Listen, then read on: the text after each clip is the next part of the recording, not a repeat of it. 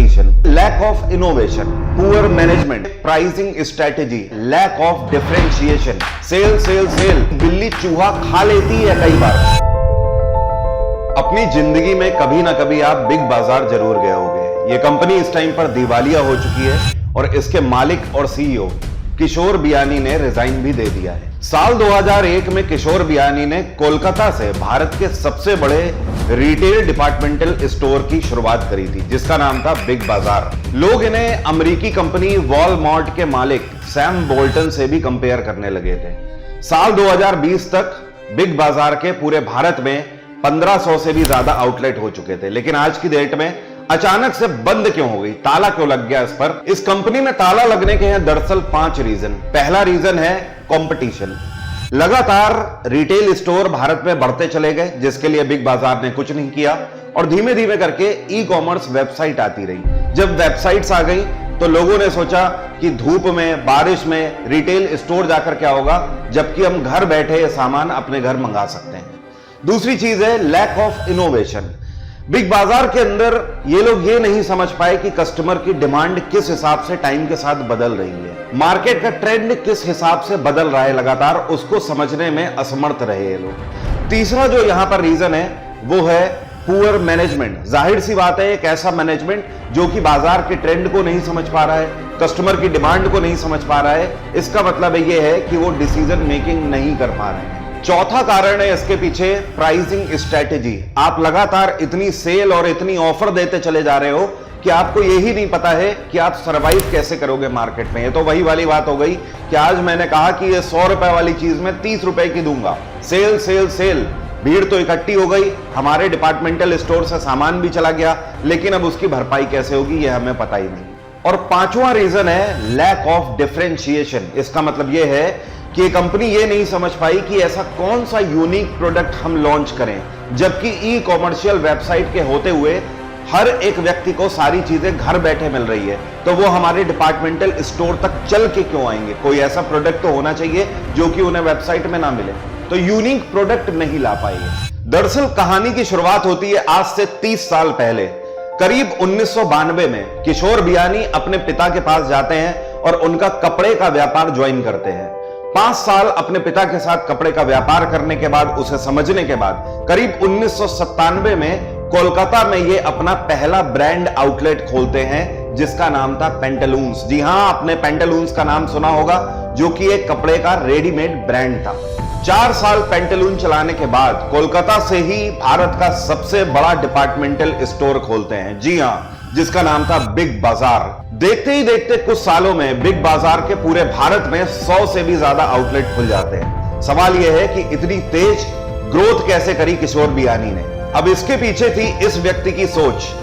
इन्होंने कस्टमर की साइकोलॉजी को पकड़ा। पहला कारण, इन्होंने यह देखा कि कस्टमर के सामने जब ज्यादा सामान रख दो तो वो ज्यादा शॉपिंग करता है। जैसे कि नॉर्मली आप किसी भी राशन की दुकान में जाते हो तो आपको जो चीज सामान चाहिए होता है वो आप उससे मांगते हो, वो व्यक्ति आपको देता है, आप उसे पे करते हो और घर चले आते हो। लेकिन क्या कभी आपने इस बात का अंदाजा लगाया है कि जब आप शॉपिंग करने किसी मॉल में जाते हो या डिपार्टमेंटल स्टोर में जाते हो तो कुछ आप अनचाही चीजें भी जरूर ले आते हो, जिसके लिए आप प्लान करके नहीं गए थे? उसका कारण यह है कि जब आप ज्यादा सामान देखते हो तो आपका मन करता है, ये एक इंसान की साइकोलॉजी है कि मैं ये भी ले लूं, अच्छा ये भी ले लूं, अच्छा अगर 10 तरीके की चीजें दिख रही हैं तो लाओ मैं इस चीज को भी ट्राई करके देख सकता हूं। तो ये जो कस्टमर की साइकोलॉजी होती है, इस व्यक्ति ने पहली चीज वो समझी, जिसकी वजह से एक डिपार्टमेंटल स्टोर जिसके अंदर हर एक तरीके का सामान होगा और कस्टमर ज्यादा से ज्यादा चीजों को परचेज करने की कोशिश करेगा।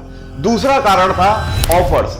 हमेशा कस्टमर्स को ऑफर और डिस्काउंट बहुत पसंद आते हैं, जिसका फायदा उठाया किशोर बियानी ने। लगातार अपने डिपार्टमेंटल स्टोर्स में फ्रीक्वेंट ऑफर देते रहना, जिसकी वजह से रश हमेशा लगा रहता था। ये वो कारण थे जिसकी वजह से बिग बाजार का गोल्डन पीरियड चल रहा था साल 2003 से लेकर 2010 तक। इस टाइम पीरियड के बीच में इनका कोई भी मार्केट में कॉम्पिटिटर नहीं था। उसका कारण यह था कि कोई भी इतना ह्यूज डिपार्टमेंटल स्टोर नहीं दे रहा है, कोई एक ऐसी जगह नहीं दे पा रहा है कस्टमर्स को जहां पर लगभग हर तरीके के प्रोडक्ट उसे मिल रहे हैं। दूसरी चीज, कोई भी ये डिस्काउंट ऑफर आपको नहीं दे पा रहा था, जैसे कि राशन की दुकानें वगैरह, वो कोई भी आपको डिस्काउंट नहीं देती हैं। जबकि आप ये बोलते हो 500-1000 रुपए का सामान लेने के बाद कि भैया इसमें 10-20 कम कर दो, तो भी वो मुश्किल से करता है। दूसरी तरफ बिग बाजार 30%, 40% की सेल लगातार दे रहा था। यही वो कारण थे जिसकी वजह से लगातार एक्सपेंशन करते चले गए। भारत में 100 से भी ज्यादा इनके आउटलेट्स खुल गए। लेकिन उसके बाद भी बिग बाजार फेल क्यों हो गया आज की डेट में, उसके पीछे भी 4 कारण हैं जो कि टाइम के साथ लगातार आते गए और आज की डेट में बिग बाजार में ताला लग गया। पहला कारण है इसके पीछे रॉन्ग एक्विजिशन। जी हां, बिग बाजार ने कई सारी कंपनीज को खरीदने की सोची। एग्जांपल, जैसे कि इन्होंने easy day, Nilgiri, WH Smith, hyper city, इस तरीके की कंपनीज को लगातार ये खरीदते गए। इन्होंने एक टेंडेंसी अपनाई कि हमारे सामने कोई भी अगर खड़ा होगा मार्केट में तो हम उसे एक्वायर कर लेंगे, हम उसे खरीद लेंगे, तो हमारा कोई कॉम्पिटिटर ही नहीं रह जाएगा और हमारी मोनोपोली हो जाएगी। अब इन्होंने खरीद तो लिया इन कंपनीज को, लेकिन उसके बाद ये कंपनीज इन्हें प्रॉफिट देने में असमर्थ रही। ये सेम वही वाली बात हो गई जैसे कि बिल्ली चूहा खा लेती है कई बार, लेकिन उसके बाद वो उसे जब डाइजेस्ट नहीं कर पाती है तो उसे उगलना पड़ता है। सेम सांप के साथ भी होता है कि सांप कई बार किसी कीड़े को या चूहे को खा तो लेता है, लेकिन बाद में उसे उगलना पड़ता है उसे। सेम हो रहा था बिग बाजार के साथ। इन्होंने अपने राइवलरी कंपनीज को खरीद तो लिया था, लेकिन वो प्रॉफिट इससे जनरेट नहीं कर पा रहे थे। दूसरा रीजन था इसके पीछे एग्रेसिव स्टोर लॉन्चिंग। इन्होंने हमेशा यह सोच के रखा कि लगातार हम अपने स्टोर्स बढ़ाते चले जाएं। और आपको तो पता ही है कि बिग बाजार के स्टोर्स हमेशा बड़े बड़े मॉल्स में खुलते हैं। आप हमेशा देखोगे कि मॉल के बेसमेंट में या फिर ग्राउंड फ्लोर पे हमेशा आपको बिग बाजार देखने को मिलेगा। क्या आपको पता है इन मॉल्स का रेंटल कितना होता है? इनका किराया महीने का मिनिमम 4 से 5 लाख से शुरू होता है और मुंबई और दिल्ली जैसे शहरों में ये 1 करोड़ तक भी जाता है। इतना किराया देने के लिए कितना रेवेन्यू जनरेट करना पड़ेगा? प्रॉफिट तो बहुत दूर की बात है, किराए के अलावा अपने स्टाफ की सैलरी निकालनी है, मेंटेनेंस का खर्चा देना है। जैसा कि बिग बाजार में हमेशा एयर कंडीशन ऑन रहना चाहिए, तो बिजली का बिल भी आ रहा है। इस तरीके के सारे एक्सपेंसेस को ये मैनेज नहीं कर पाए। लेकिन दूसरी तरफ था इनका कॉम्पिटिटर डी मार्ट, जिसने ये नहीं सोचा कि वो एग्रेसिवली अपने स्टोर लॉन्च करेंगे, बल्कि उन्होंने सोचा कि हम अपने नंबर ऑफ स्टोर भले ही कम रखें, लेकिन जो भी स्टोर खोलेंगे वो खुद के पर्टिकुलर प्रेमाइसेस पर खोलेंगे। मतलब वो पहले अपनी जगह खरीदते हैं और उस जगह में ही अपना स्टोर खोलते हैं, जिसकी वजह से उन्हें रेंट नहीं देना पड़ता है। अब तीसरा इसमें जो मेन कारण रहा वो था कंपटीशन विद ऑनलाइन प्लेयर्स। जी हां, 2015 तक सब कुछ सही चल रहा था, लेकिन 2015 से 17 के बीच में कई सारे ऑनलाइन प्लेयर्स मार्केट में आ गए, जैसे कि डी मार्ट आ गया, जियो मार्ट आ गया, रिलायंस रिटेल आ गया। इन सब ने बिग बाजार के रेवेन्यू को इंपैक्ट करना शुरू किया है। जहां एक तरफ बिग बाजार से कुछ भी परचेस करने के लिए किसी भी व्यक्ति को मॉल तक जाना होता था किराया लगाकर, उसके बाद वहां पर समय देना होता था क्योंकि एक लंबी चौड़ी लॉबी है, वहां पर आपको टहल के शॉपिंग करनी है। उसके बाद बिलिंग काउंटर में भी कई बार लाइनें लगी होती थी। इन सारी चीजों के चलते दूसरी तरफ ये जो ऑनलाइन प्लेयर्स थे, इन्होंने कस्टमर्स को घर बैठे शॉपिंग करने का ऑफर दिया। यहां पर लोगों को पहली बार चस्का लगने लगा भारत में घर बैठे ऑनलाइन शॉपिंग करने का। आप अपने मोबाइल पे एक लंबी चौड़ी रेंज प्रोडक्ट की देख पाते थे, कभी जूम करके, कभी जूम आउट करके। उसमें भी रिफंडेबल पॉलिसी है। कोई प्रोडक्ट आपको पसंद नहीं आ रहा है तो आप घर बैठे उसे रिटर्न कर सकते हो। इन सारी चीजों ने बहुत ही बुरी तरीके से इनके रेवेन्यू को हिट किया। और चौथा और आखिरी कारण रहा इंपैक्ट ऑफ कोविड। कोविड ने ताबूत में आखिरी कील की तरह काम किया। दोस्तों, अभी तक भी कई सारे ऐसे कस्टमर हुआ करते थे जिनका यह कहना था कि मुझे ऑनलाइन चीजें पसंद नहीं आती है, मैं डिपार्टमेंटल स्टोर में ही जाके शॉपिंग करना पसंद करता हूं, मैं जब तक चीज को हाथ में ला लेकर देख लूं तब तक मुझे खरीदने का मन नहीं करता, तब तक सेटिस्फेक्शन नहीं मिलता। लेकिन 2020 में जब कोविड आया और उसके बाद लॉकडाउन लगा, लोगों की मजबूरी हो गई, घर बैठे उन्हें राशन तो चाहिए, लेकिन मिलेगा कैसे? जियो मार्ट, डी मार्ट और रिलायंस रिटेल, इन सभी ने इसका फायदा उठाया और घर बैठे लोगों को एक अच्छी खासी प्रोडक्ट्स की रेंज पहुंचा कर दी। इस टाइम पर बिग बाजार मौके को भुना सकता था, लेकिन ये उसके बाद भी ऑनलाइन बिजनेस में नहीं आए। लॉकडाउन लगातार बढ़ता चला गया और पूरे भारत भर में 1500 से ज्यादा डिपार्टमेंटल स्टोर का किराया भी इनको देना पड़ा। भले ही मॉल बंद रहे, लेकिन किराया इनको देना पड़ा और प्रोडक्ट एक भी नहीं बिक रहा है। अब आप समझ रहे हो ये लॉस में जाने चालू हो गए। पहला सवाल है यहां पर, क्या बिग बाजार को पूरे तरीके से रिप्लेस कर दिया गया है?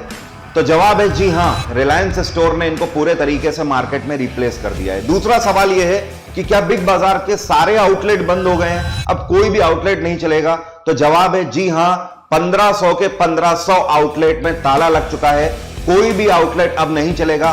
कंपनी ने खुद को दिवालिया घोषित कर दिया है और किशोर बियानी ने रिजाइन कर दिया है कंपनी से एज ए सीईओ। अब कारण तो आपको पता लग गया फेल होने का, लेकिन अब इससे आपको सीख क्या मिलती है? हमें सीख यह मिलती है कि जरूरी नहीं है कि कई बार किसी को हम दौड़ते हुए देखते हैं तो हम यह समझ लें कि हम हार रहे हैं। जरूरी यह नहीं है कि आप कितनी तेजी से दौड़ रहे हो, सवाल यह है कि कल को आपको बढ़ाए हुए कदम को पीछे ना लेना पड़े।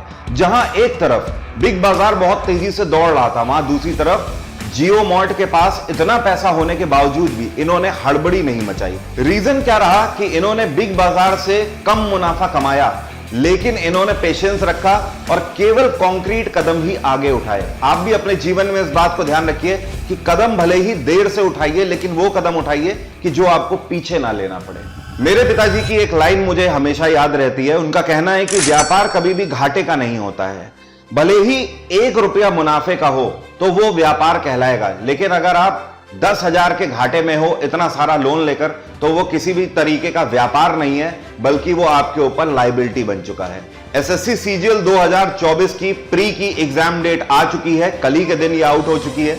9 सितंबर से लेकर 26 सितंबर के बीच में आपके पेपर होने हैं। आप देख सकते हो, ले देकर आपके पास केवल 30 दिन का टाइम है।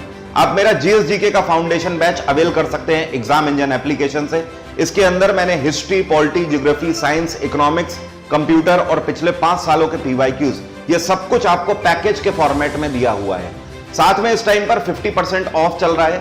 हेल्प 50 आप कोड लगाते हैं तो डायरेक्ट आपको 50% का डिस्काउंट इसमें मिल जाएगा। इस बैच का लिंक वीडियो के डिस्क्रिप्शन में मैंने दिया हुआ है, वहां से आप इस बैच को परचेज करके अपना सिलेबस अगले 10 से 15 दिन में खत्म करके और इस बार परफॉर्म कर सकते हो। हम सभी को पता है हर साल एसएससी में जीएस की ही वजह से सबसे ज्यादा सिलेक्शन रुकते हैं। इस बार मौके को भुनाना है, वैकेंसीज इतनी सारी है, तो ज्यादा सोचिए नहीं, पहले अपना सिलेबस कवर करिए और उसके बाद अगले के 10 से 15 दिन में मॉक टेस्ट देकर जाइए। मैं भी देखता हूं इस बार सिलेक्शन कैसे नहीं होता है। अगले वीडियो में एक नई रिसर्च के साथ फिर से मुलाकात होगी, तब तक के लिए जय हिंद, जय भारत।